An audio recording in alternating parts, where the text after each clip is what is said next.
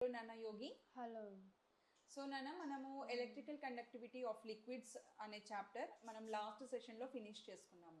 ఈ సెషన్లో మనం దాని ఓవర్వ్యూ ఏంటో చూద్దాము. ఓకేనా? What all the topics we have learned అనేసి చూద్దాము ఈ సెషన్లో. ఓకేనా?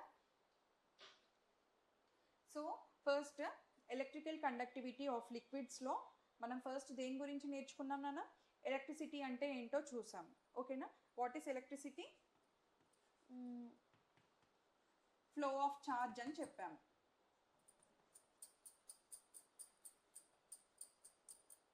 ఇంకోటి కూడా ఇది ఉంటుంది, rate of flow of charge. ఓకేనా?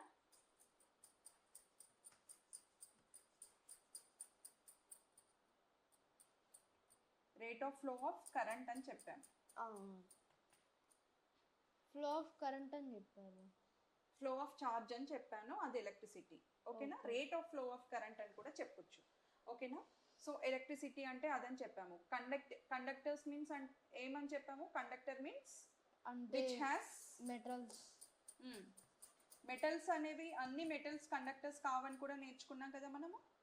ఓకేనా? Almost all metals are conductors అని నేర్చుకున్నాము, but not all metals are conductors. Okay, so conductors means which have free ions, free atoms.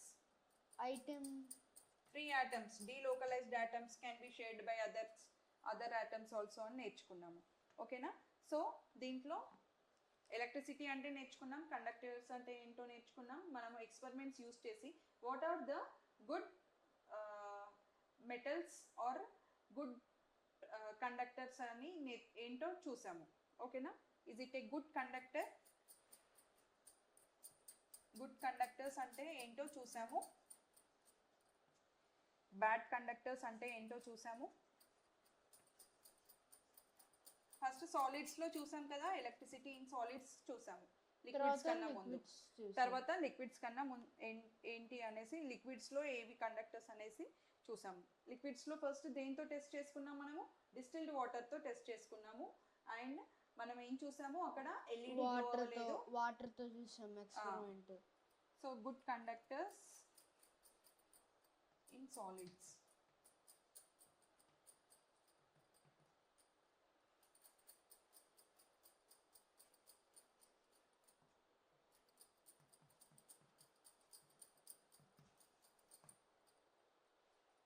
తర్వాత డిస్టిల్ వాటర్ అనేది బ్యాడ్ కండక్టర్ ఆఫ్ ఎలక్ట్రిసిటీ అనేసి చూసాము. అక్కడ LED distilled water with salt. తర్వాత only distilled water is a bad conductor of electricity అనేసి చూసాము. ఓకేనా? తర్వాత డిస్టిల్డ్ వాటర్ ప్లస్ సాల్ట్ ఇంకా వేరే వేరే యాసిడ్స్ అండ్ సాల్ట్స్ యూస్ చేసి మనము అవన్నీ గుడ్ కండక్టర్స్ ఆఫ్ ఎలక్ట్రిసిటీ అనేసి చూసాము. తర్వాత ఏం చూసాము? సెల్ అంటే ఏంటి అనేసి చూసాము. తర్వాత పొటాటో ఉంటుంది కదా, దాన్ని కెమికల్ చేంజెస్. పొటాటోని హాఫ్ కట్ చేసేసి కెమికల్ చేంజెస్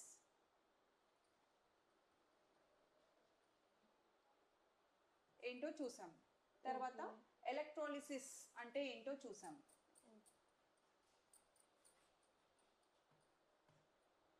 ఓకే, తర్వాత ఏం చూసాము? ఎలక్ట్రోప్లేటింగ్.